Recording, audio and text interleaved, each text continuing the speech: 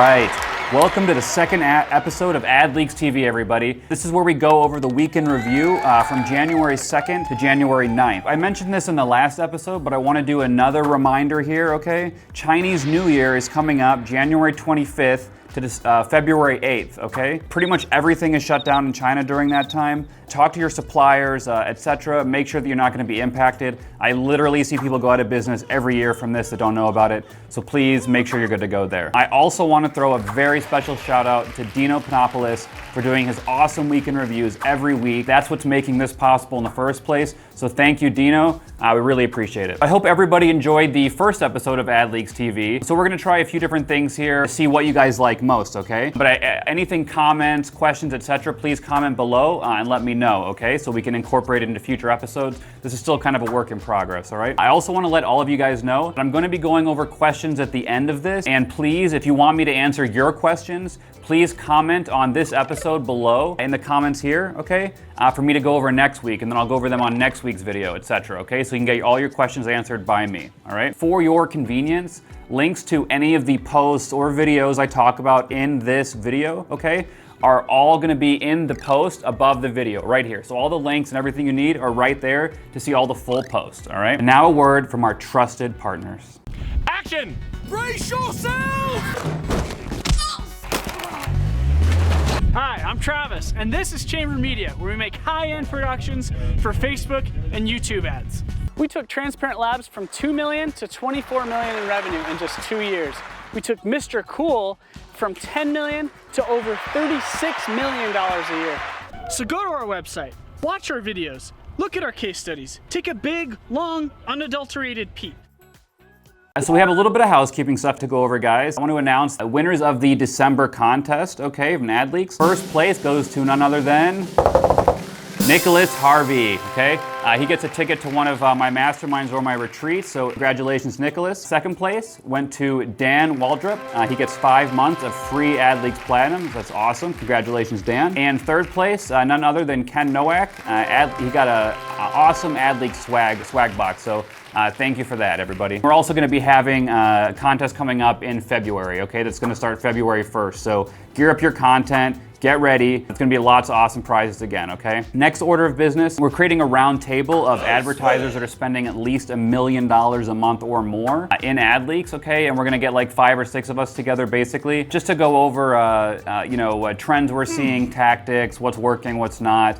And then we're going to broadcast that to AdLeaks, so you have that to look forward to, okay? Next order of business here, we just have some friendly reminders for you, okay? The first one would be to set up 2-factor authentication on your account. This is by Zevi Huberger. Hopefully I'm pronouncing that right, and if I'm not, please just comment below with the proper pronunciation. I'll do my best here for you. And a public service announcement here, honestly, guys. Update your profile mobile number, plus add 2-factor authentication, okay, to your profile. Plus, I would recommend you set up the trusted friends, okay, which is basically if you get locked out of your account, one of your trusted friends can kind of help you get back into it, okay? If you don't do this, you could literally be screwed if something happens to your profile. I've seen this happen many times, okay? And I've actually been saved myself from doing this. So I appreciate it. I recommend you guys all do that right now. And now, a message from our sponsor. Okay, team, Facebook ads, give me an update. Pay attention, people. In the world of digital marketing, it's easy to get overwhelmed. I'm overwhelmed. Our digital marketing experts work with companies of all sizes to grow their revenue online. Thanks. We're your outsourced CMO. Month to month, no long-term commitment, we can manage one service, your entire digital business, or anything in between. Because if we can help these kids succeed, imagine what we can do for you. Visit hawkmedia.com today to get your free marketing consultation. This next post, shared by Scott Seward, is all about the CBO update, okay, which I'm sure many of you guys have been wondering about. Is CBO going to be mandatory coming up here in February like we were told, or is something else happening? So Scott was nice enough to share all of his questions and answers from his rep. So let's go through those one by one, okay? First question, what makes an ad account eligible for the February 2020 migration, okay? The answer is that ad accounts will be eligible for the February 2020 migration as long as they are not using the API as their primary creation interface, or incompatible features with CBO, okay? And for those of you guys that may not know, using the API means usually like a third-party tool like Smartly or AdZuma, etc. So as long as you're not using that, then you'll be eligible, but you also have to be not doing any incompatible features with CBO, okay? So let's go over what those incompatible features are, right? What features are incompatible with CBO, okay? And for those of you guys that may not know, CBO is campaign budget optimization. We talk about it all the time, so hopefully you guys know. Anyway, so the features that are incompatible with CBO, okay? Number one would be mixed optimization goals with lowest cost bidding, okay? I can't do that. Number two, okay, is having over 70 ad sets in a campaign. That won't work with CBO either, okay? That's been since day one. Number three is evergreen campaigns, okay, which would be campaigns that were created over a year ago that have no end date, okay? So they're daily campaigns and not lifetime, all right? Next question, if my client is migrated to CBO in February, what will happen with their existing campaigns that use ad set level budgets, okay? And this is a big one, okay, because a lot of us in AdLeaks have campaigns running that are still using ad set level budgets, okay? So if advertisers have existing campaigns using ad set level budgets, those campaigns will continue to run as is after the migration. Thank you.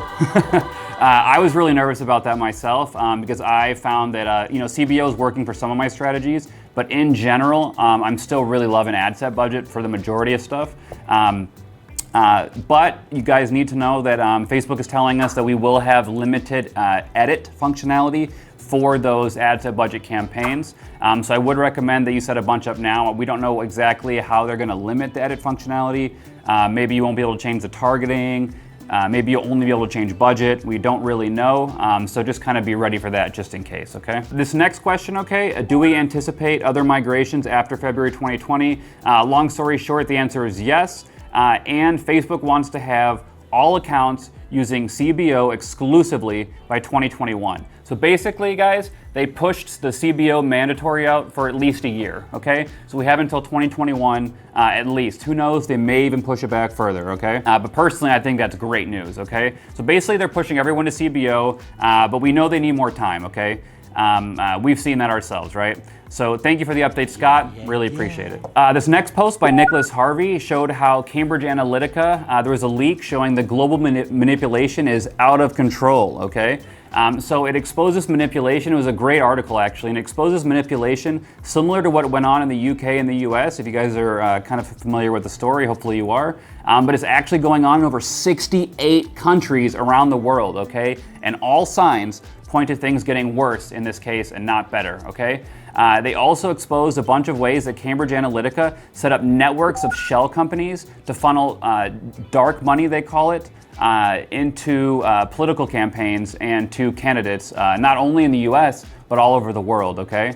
To basically get around campaign finance regulations, all right? It's a very interesting read, so if you have time, I highly recommend you watch it. This next post, Facebook Annual Report 2019, The State of Disruption by Tabish. This was a very, very interesting ebook. This came right from Facebook themselves, okay? This was an official Facebook document, and it took me a while to go through, okay? This is not like a two-page ebook. This was quite a long document, but I'm gonna break down the summary for you guys so you don't need to read it, okay? Long story short, convenience takes the cake, okay? Time is value, time is money, all right? 59% of people, according to Facebook, 59% of people sometimes choose convenience over a lower price. I'm actually guilty of that myself too. If there's something for slightly more money on like a Shopify store, or I can just get it on Amazon for a couple dollars more, I'm gonna go on Amazon because I already have my payment info and everything, right? It's just more convenient, okay? Next point they made in their document, though, is a great one. According to Facebook, $213 billion, okay, is lost or deferred annually just from friction, okay? Making it hard to check out, not having FAQs, maybe not having live chat, this sort of thing. Friction from people actually purchasing, right? Another really interesting fact, 84% of people will not shop with a brand anymore after just having one bad experience, okay? That's a really important thing. That just tells us more and more that having great customer service is even more important, okay? Even just one bad experience and you can lose a customer forever. Not to mention, they're definitely gonna tell their friends and family about this bad experience they had if they ever bring up your brand. So you definitely don't want that going around, okay? The next, screen size is mattering less and less. And younger generations are migrating towards smartphones and tablets and further away from traditional TVs and large TVs. We've all kind of seen this and know this, but Facebook's taking notice of this as well. Next would be Facebook's really pushing mission level marketing. Okay, is increasingly important, and it forms deeper bonds with your customers. Okay, things like helping the climate change, or helping the environment, or helping a children's charity, okay? Stuff like that, where your company has a mission and you're connecting with customers that share similar visions or values that your brand does, okay? Next, recommendation from Facebook, and this is something that I've been talking about for years now, literally, okay? And I'm glad to see Facebook also pushing this too, okay? Build a community around your brand, okay? Specifically, like a Facebook group, okay? So if you're running, let's say, an e-com store and you sell maybe dog products, make a group called like I Love Dogs, or Dog Lovers, or something like that, right? Make a community around your brand, and all sorts of metrics will go up. Your engagement rate goes up, your conversion rate goes up, okay? Your AOV goes up, your lifetime value goes up, your word of mouth referrals goes up. There's a ton of benefits, okay? So build a community around your brand. I really can't stress that enough, okay? Next point that the document made was machine learning is getting more and more prevalent and important. Just focus your marketing and team more on other things like better creatives, better client management, et cetera, et cetera. So next is Facebook took a little bit of time to go over creatives, okay? So what they recommend is to tell mobile-first stories, okay?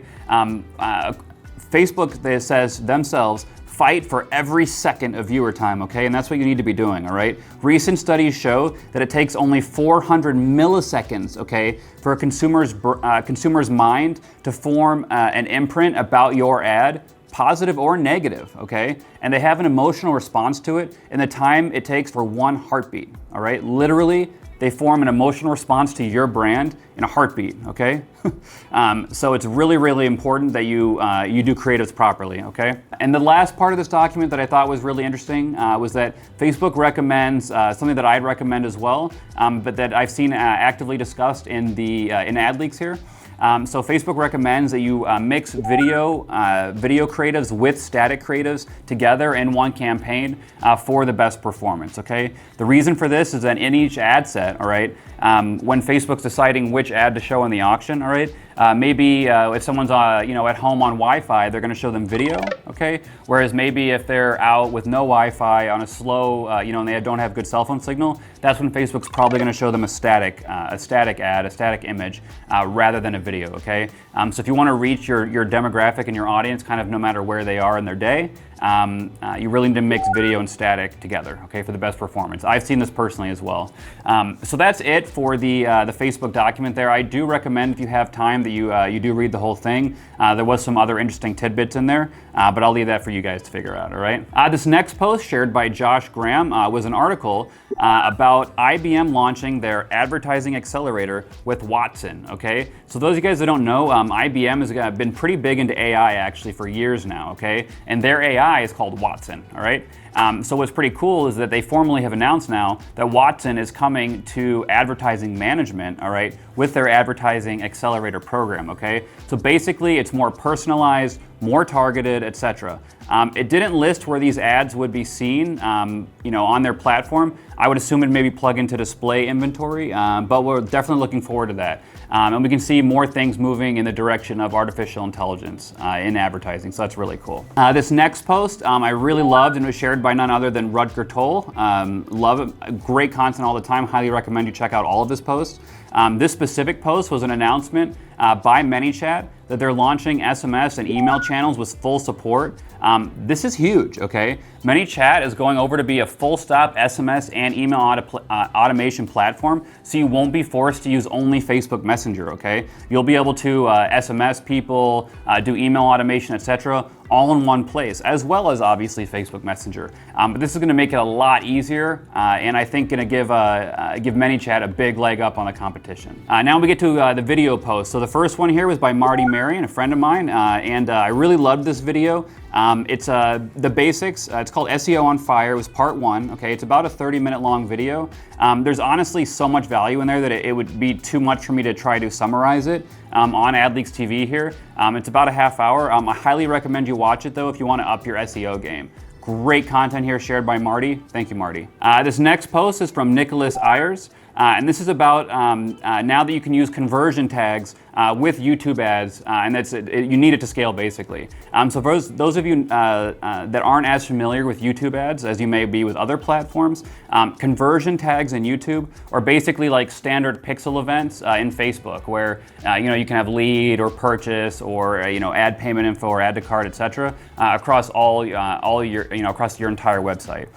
So this is one thing that definitely helps you to scale, and we're definitely looking forward to more from Nicholas on YouTube ads. I definitely want to learn more about that too, so thank you, Nicholas, for that. Okay, this next post was from none other than Jeff Minichbach. This is a great post. It was creative ad ideas for 2020 inspiration, okay? This was a great post about all the major ad styles that Jeff has seen to be very successful, okay? And disclaimer, he used MVMT as an example in some of the ads because he loves the brand, not because he did those creatives, okay? So ad style 1, a scrolling product ad, okay? This idea was to have a large model photo on the left with some small scrolling thumbnails in the middle and text on the right, all right?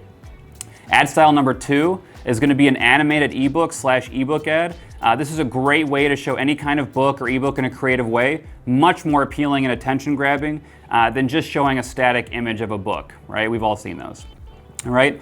Ad style number 3, all right? A product highlights ad, okay?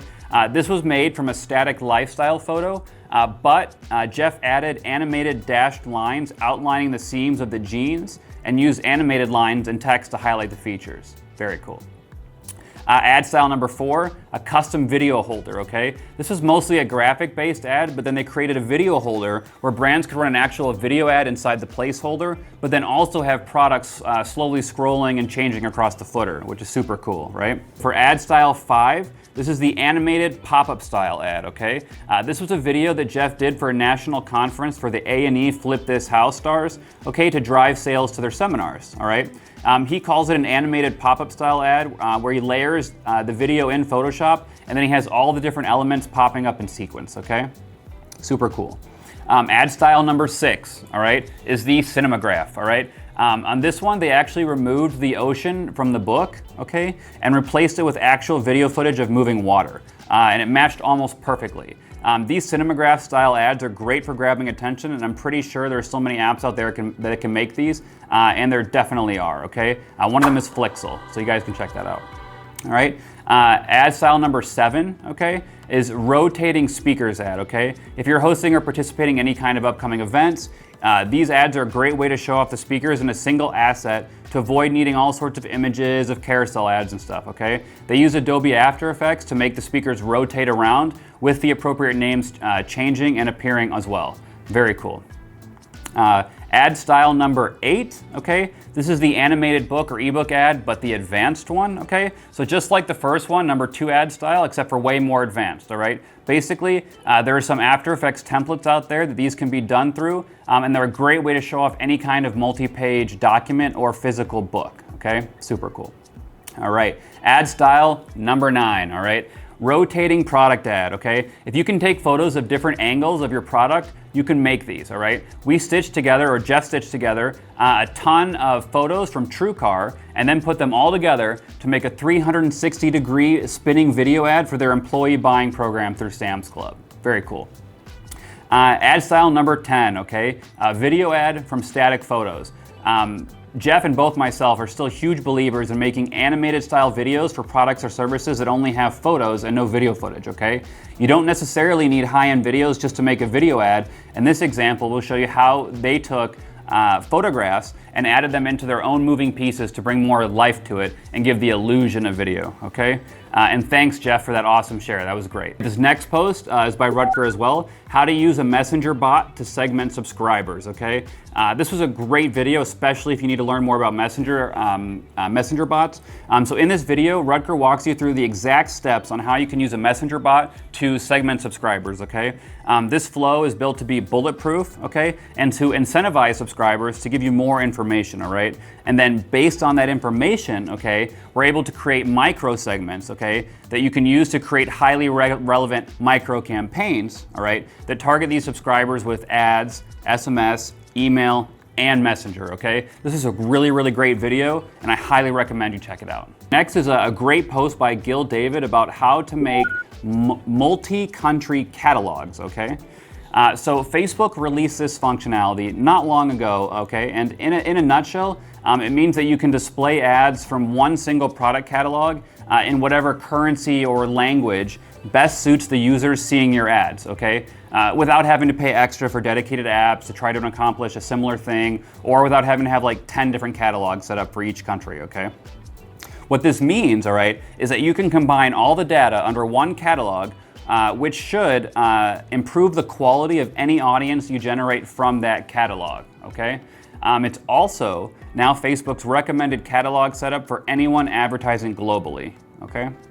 So how do you do this, you might ask, right? So first, you're gonna create a secondary override feed that will override either the currency, language, or both of your main product feed, okay? Then you're gonna upload them as secondary feeds to your catalog, okay? Then just debug and check to see it's all good, all right? Then you'll be serving better, more customized DPAs to your audience across the globe. This is a great video walkthrough, okay, of how to do this. And for any of you guys running international traffic, I highly recommend you check this out. Thank you, Gil, for this video. Much appreciated. Next, we're coming into some educational posts that were text-based and not video-based. This first one was by Kevin Porter, how he uses Facebook to create a lifestyle business. This is a great post because all of us, you know, we were sold the dream of being able to just work on our laptop kind of, right, and have our own lifestyle. Anyway, so Kevin saw a post saying, I want to spend more time watching Netflix and chilling, and he loved it, okay? So most of us get into this business to have a higher quality of life, spend more time with family, loved ones, and for many of us, myself included, this hasn't always been the outcome. So Kevin, here's Kevin's tips, okay, to make sure that you can have a lifestyle business as well and actually have a life, okay? So number one, apply Pareto's 20-80 theory, okay? You've probably heard it loads of times, 20% of what you do is 80% of your result, right? So hire someone to do the easier tasks of your business, like maybe email lists or building out creatives or customer service, whatever you're working on, so you can focus on scaling, okay? And what you do best, right? Automate your scaling, okay?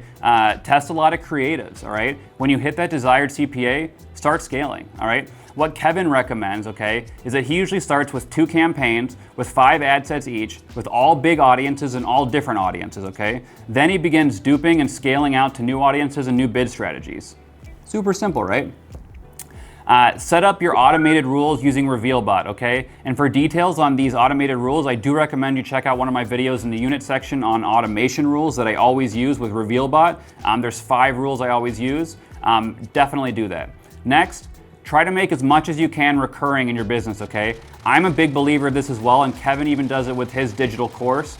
It's amazing. I highly recommend that you implement some sort of recurring revenue into your business somehow. And if you can't think of a way, just post an AdLeaks and ask, hey, here's a little bit about my business. How would you guys recommend that I incorporate some sort of recurring revenue, okay? Okay, and the last tip is scale. Don't overcomplicate it. And for scaling, I personally recommend my shotgun method for scaling big, okay? And there's a video on this in the units also. You wanna do shotgun and surfing, basically. That's what I found is the best for scaling really big, all right? This next post is by Saharsh Mittal. Okay, and this is so you can easily view and download a complete export of where your ads actually appeared, okay? So this is really cool. Did you know that you can actually easily view and download a complete export of where your Facebook ads appeared, including all impressions? This list covers audience network and pages that publish articles or videos that your ads appeared in, okay? And you can use this list to check relevance and quality and then block certain publishers that don't align with your brand, okay? This was a great post in the how-to, so definitely above, click the link if you want to get the exact how-to on that one, okay? This next post was by Ken Nowak, and this was about adding a sticky link to your site, okay? I think we've all seen before, we've all heard of sticky buttons that stay on the bottom of the screen as you scroll, like add to cart or something like this. But Ken actually had a great suggestion, which was to try doing a non-obtrusive sticky link at the bottom, okay? So just like a text link, right? Not like an actual button, okay? So really cool idea. I haven't personally tried it, but I really like that post, so thank you. This next post was about Google responsive search ads, an overview, okay, by David Sharp. David Sharp is with AdZuma, which is one of our preferred partners of AdLeaks, okay? AdZuma is a great platform. I'll go over that in a minute. Anyway, so this is about Google responsive search ads, or RSAs, okay? They're basically like dynamic creatives where you can do multiple headlines, text, etc., and then Google rotates them and learns what works best for you, okay? So at AdZuma, when they beta tested RSAs, they saw an increase in CTR and conversion rate, okay? So in effect, responsive search ads share similarities with split testing and dynamic ads in Facebook, okay? So if you have no clue what AdZuma is, in a nutshell, they're an online advertising management platform. Using their technology, you can easily find smarter ways to optimize your Google, Facebook, and Microsoft ads, okay? They're a great platform, and like I said, an official AdLeaks partner, so I highly recommend you give them a try. There is a special deal for AdLeakers also for 25% off for life. So thank you, David, for that. We appreciate it. Anybody looking for that deal, just go to the deal section in AdLeaks, okay? This next post I really liked. I'm gonna summarize it for you. It was a little bit long, but I do recommend you check it out, okay? It was about, from Christian Vermeulen, how he went and did $416,000 at a 6.5x ROAS, okay, in just 60 days, okay? And he actually did over $700,000 in revenue, which is really cool. So this is a really great post, okay? And what he's covering, and if you want to learn, here's what you need to read. Okay, he covers how to use new collections and new item launches properly, okay? How to use sales and flash sales to boost your overall sales and profitability, okay? How to use signaling as part of your overall strategy to boost sales. And the idea behind selling collections instead of selling products, okay? Besides all those things, which is awesome, he does cover some Facebook specific points, okay? Like how to positively influence your CPM, the creative testing system that they use to find winning products and creatives fast, okay? And what creatives they saw work best and what they focused on, all right? The way they set up their warm audiences and retargeting for extra boosts in sales, the CBO structure they use to achieve those results, and a bunch of tricks, okay? I do definitely recommend you guys read the post. There's, again, a link above the video here. It was very informative and very actionable, okay? So definitely check that out. All right, so now we're just gonna go over some general questions, okay, that were asked. I'm gonna answer them for you, okay? This first one is, how can I make sure that only one purchase pixel fires per user, okay? There's a number of ways to do this, and it depends kind of what platform you're doing and whatnot. One would be you could look in Facebook for unique purchasers, okay? And not just purchasers, all right? That right there would pretty much do the trick, all right? What you can also do though, you could have a programmer make a script where it looks at the IP address and it logs the IP addresses of all purchases, okay? And maybe device ID and some other things. But you can make it so you basically have a server-side script that checks and makes sure that the pixel hasn't fired for that user yet, okay? So you can have your programmer do this as well, basically. This next question, okay, is does dropshipping still work? And it's funny to me that people ask these kind of questions, honestly, because there's so many people still doing dropshipping, but I totally get it, right? Is dropshipping dead? The answer, no, okay? Dropshipping is not dead, all right? Dropshipping still works, just not really the way that people were doing it originally, like, years ago, and up until even like a year ago, maybe. You basically just can't go to AliExpress anymore and get e-packets that take, 8 weeks to get delivered or something and hope that customers are gonna be happy with your brand. They're just not, okay? You can still do dropshipping. You just need to make sure it's with quality products, okay? Fast shipping, none of this 8-week stuff, all right? And have really great customer service, okay? And you can still build a great brand with dropshipping, okay? You don't have to stock products, all right? You just need to have a great product, fast shipping, and great customer service, all right? The next question was your favorite way to manage multiple languages on a Shopify store. There's a few apps that do this, but the top recommendation by AdLeaks members was to use the Weglot app, okay? That's WEGLOT, okay? Use that app, makes it nice and easy. This next question was, does anybody use ClickFunnels for an e-com store, basically, or for an e-com funnel? There was a number of answers in there. I'm gonna answer it my own way personally. There are times when it's good to use a funnel, okay, for e-com. This is stuff like when people are gonna buy multiple of them, for example, like teeth whitening, the flashlights for a while. These have all been really big hits on funnels, right? But the problem with these funnels, though, is that people are only looking at the product that you're showing them, whether that's like a flashlight or whatever, right? They can't go browse your store and find other things that they want, okay? So typically, I find that this works great if it's like a single product, not a bunch of products, okay? And if it's something people will buy multiple of, all right? Otherwise, I would just use Shopify personally. Then you typically get a higher AOV, a higher lifetime value, etc. Who's gonna come back to your funnel to buy another flashlight, right? Like, probably not likely. But they might come back to your Shopify store to buy something, okay?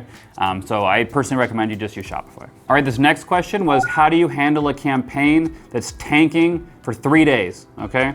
So my answer, and there's a lot of great answers here on this thread, so I do recommend you check it out, but my answer was first, I examined metrics like CTR, cost per click, conversion rate, to determine why the ROAS dropped, okay? Then depending what's up, I usually would dupe creatives as my step one, okay? Step two, I would make some new creatives if step one doesn't work well enough. And step three, I would just try some new targetings or mess with my landing page or something, okay? There's a lot of different ways you can do it to improve, all right?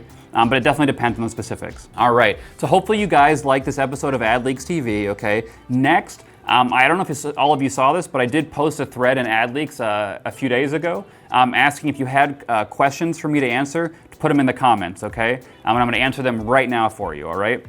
Now, if you have questions that you want me to answer on the next episode, really simple, just comment them below on this post, okay, of this episode, and then I'll answer them next time. Nice and simple, right? All right, so the first question was by Justin Brenner, and don't mind me, I'm gonna read from my laptop so I can see the questions, all right? What material do your ad buyers study besides AdLeaks to consistently better themselves? AdLeaks is definitely the #1 source of information in my opinion. Otherwise, the ad buyer group, sometimes there's good tidbits you can pick up in there. And then besides that, it's just kind of keeping your ear to the ground, talking to people in the industry, finding new tools, new updates, industry news, etc. But there's not like one specific other source or anything like that, in my opinion. Okay, now we have some questions from Nicholas Harvey. Number one, he wants to discuss the answers to my pop quiz.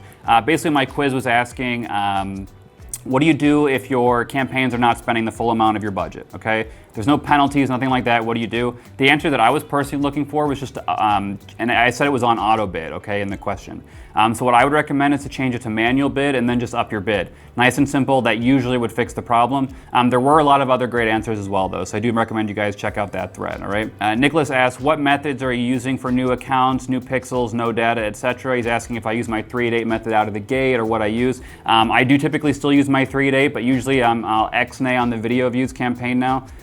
It does not typically, it's not beating the conversions campaign as much anymore. Conversions, machine learning got a lot better over the past couple years. So I do recommend the 3-8, but I guess like a 2-8-8. Just X-nay on the video campaign. So you still have your conversions campaign with your 8 ad sets, and then a PPE campaign with a couple of ad sets of the same audiences, but using the same post IDs from the conversions campaign. Hopefully that makes sense. One of his questions, if you have a client that can stay at X ROAS, and you'd be happy, what would that ROAS be?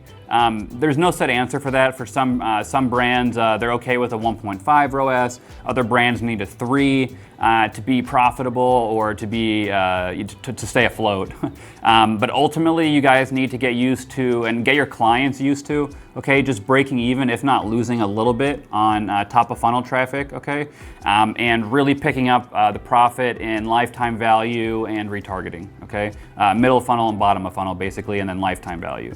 That's what you guys need to kind of get through to your clients, okay? There shouldn't be like a if they have like a 3 or 4 ROAS minimum, I mean, that's great if you can do it. And with some brands you can, but a lot of brands can. So just don't expect to always be profitable top of funnel. That's something that's definitely changing, okay? What kind of pricing discount should we give for mom and pops, nonprofit, etc.?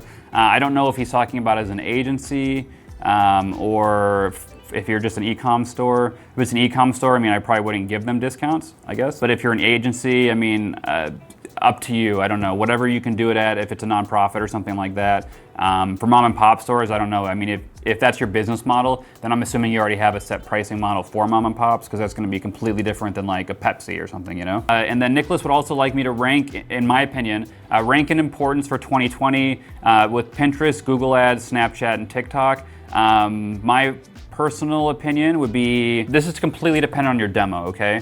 As to if Pinterest is included in there or not, okay? So, but always, I would say for this list, Google Ads, Pinterest, if you have a very female demographic, okay? Otherwise, then Pinterest would be at the bottom, all right?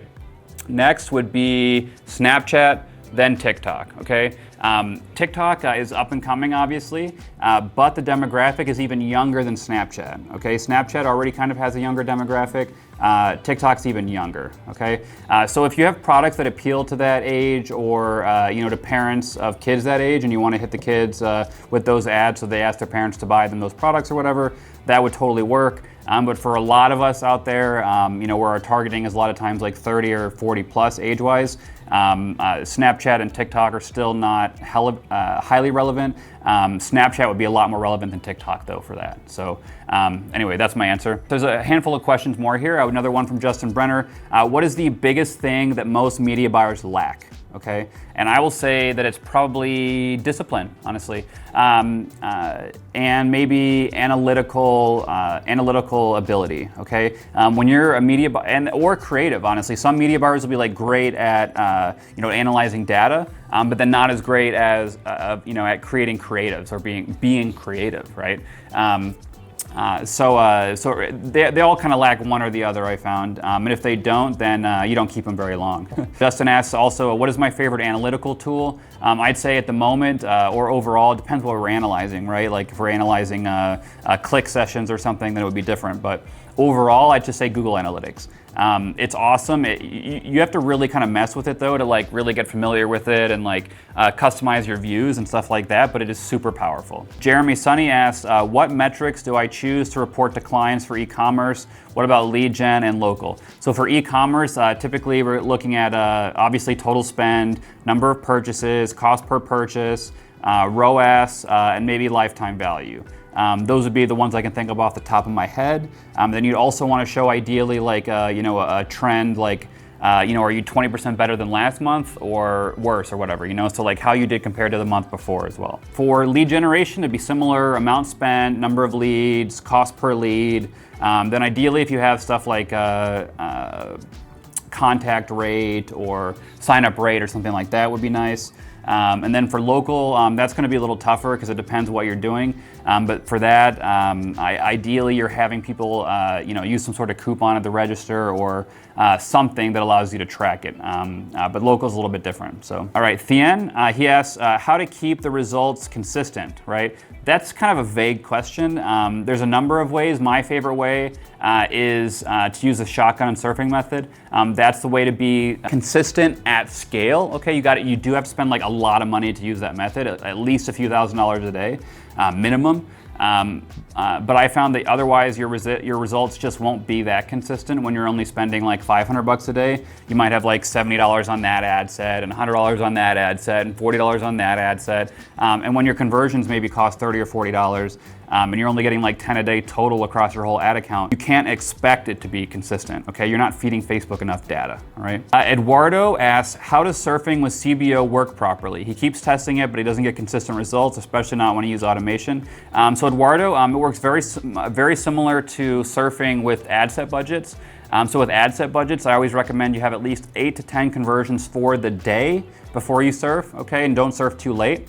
It's kind of the same with CBO, but you need even more conversions, okay? Because it's on a campaign level, right?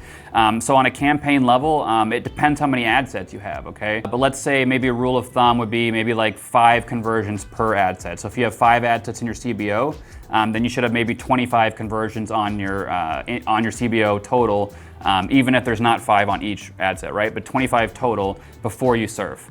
Something like that, okay? I'd have to look at the exact numbers, but basically you need like double or triple at least the number of conversions on the campaign level before you serve. Otherwise, you're gonna up the budget, and Facebook's just gonna jam money at different ad sets, and you'll probably lose money, honestly. So if it's not working consistently for you, just don't do it until you get even more conversions for the day, okay? Jacob asks, what's the biggest pain points to have in mind as an ad buyer when you're scaling up from $1,000 a day to $4,000 or $5,000 a day, okay, on an e-commerce with Facebook ads, and then the same question with $5,000 a day to $10,000, and then up to $50K a day, basically. So, what are the biggest pain points? A lot of pain points when you scale up from 1,000 to 50,000, okay? So the first pain points are gonna be that your creatives burn out faster. Your audiences burn out faster. This means you're gonna have to get a lot more creatives done. You're gonna have to find a lot of new angles, okay? Then also, your landing pages are gonna burn out faster, okay? Your product offerings are gonna burn out faster. Everything's gonna burn out faster, all right? Then also, you need not only more creatives, but more ads, physical ad IDs in your ad account. You need more ad sets and more campaigns as you scale.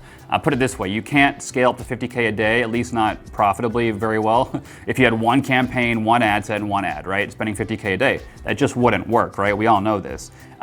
So you can't stay with the same number of campaigns and ad sets and just up the budget to get to 50K a day. You need to implement something like my shotgun strategy, which again, there's a video in the unit section, but long story short, you're basically starting with like a ton of ad sets for the day and then cutting off the losers throughout the day and surfing up the winners is basically how it works. But that way you get consistency because you're throwing. It's like, imagine if you're throwing darts at a board, okay? The more darts you have to throw, the more likely you are to hit a bullseye, right? If I only have one dart, the likelihood of hitting a bullseye, not very good, you know? Then David asks, how do I read the 1-day click versus 1-day view, 7-day click versus 7-day view, 28-day click, 28-day view, and then how does it affect the way to structure your campaigns for conversion? So he asks, if I'm showing 10 sales on the 7-day and the 28-day, how to know what to do? Okay, so David, I'll answer the last question first here. So if you're showing 10 sales on the 7-day and 10 sales on the 28-day, okay, that means you got all those 10 sales within 7 days, okay? Because you still had 10 sales when it came to day 28, all right? So you didn't get any sales from day 8 to 28, all right? They all came within the first 7 days. What this tells me is that you should be doing a 7-day click, 1-day view conversion window when you're optimizing, okay? That's just optimizing like on the ad set level, okay? Now, how to read your attribution reports in reporting, that's different, right? And that's something actually I covered briefly in the last AdLeaks TV episode, in episode 1, but I do know it's kind of confusing, okay? So let me try to do it like this, and hopefully we can animate this on the screen to make this look good as well so you guys can understand it better, okay? So you have your 28-day, your 7-day, and your 1-day, okay? Let's say I have 20 conversions here, 10 conversions here, and 5 conversions there, all right? What that means is that I got 5 conversions day 1, okay? Then it says 10 here on the 7-day. That means I got 5 conversions from day 2 to 7 for a total of 10 conversions in the first 7 days. That includes the 5 on day 1, right? Then I have 20 conversions by day 28, which means that I had 10 conversions on day 7. Now I have 20 on day 28, okay? Which means that I got those extra 10 sales from day 8 through 28, okay? Because the day 28 includes the day 7, the day 7 includes the day 1, okay? And the 28 includes 7 and 1, okay? So you basically just look at the differences between them. I guess one more question here. Vincent asks, what do you see as the trend for 2020 if you look at paid ads, all right? And this is actually a great question to end the question segment on, because this is something that I literally preach at my masterminds and stuff, okay? The trends for 2020 are similar to the trends every year, okay? CPMs are going up, okay? Costs to advertise to your customers are going up across Google, Facebook, Yahoo, you name it, costs are going up, okay? Obviously, new platforms will come out and will be initially cheaper, but those costs will go up as people go on them too. So overall, costs are just going up, okay? To combat this, you need to have a higher AOV, average order value, and you need to have a higher lifetime value, okay? You need to be able to afford more. So if you're barely breaking even right now, okay, you need to find a way to get your AOV up, your lifetime value up. You need to do some maybe multivariate testing, get your conversion rate up, okay? You need to milk more money out of it than, so that you can afford to bid higher. If you can't bid at least 25 to 50% higher per conversion than what you're paying right now for next year, you probably won't be around next year, honestly. So you need to optimize your business more, okay? To be able to pay more to acquire a customer. That's the biggest trend, okay? Other trends that I noticed though, for example, is that augmented reality is making a bigger way into ads now. I've seen a few people start using them, which is really cool. And I think that maybe this year we'll start to see some virtual reality ads. That might be pretty cool. Besides that, I mean, it's all the same stuff. Facebook is caring more about the user experience always. They care more about engagement. You're getting penalties basically, or shut down if you have bad customer service, bad shipping time, bad customer feedback, basically, right? So Facebook is just caring more about the users. They also care more about their own reputation, so they may take away targeting options or something. Who knows? But I'd say that the biggest trend, like I said, was that you need to make sure that you increase your average order value and your lifetime value so you can afford to bid more, okay? I wanna make sure you guys stay in business for a long time, all right? So that was it for the question segment. Hopefully you guys enjoyed. And again, if you have any questions you want me to answer on the next video, just comment below, okay? Comment below. This has been episode 2 of AdLeaks TV. This is your host, Tim Bird. You stay classy, AdLeakers.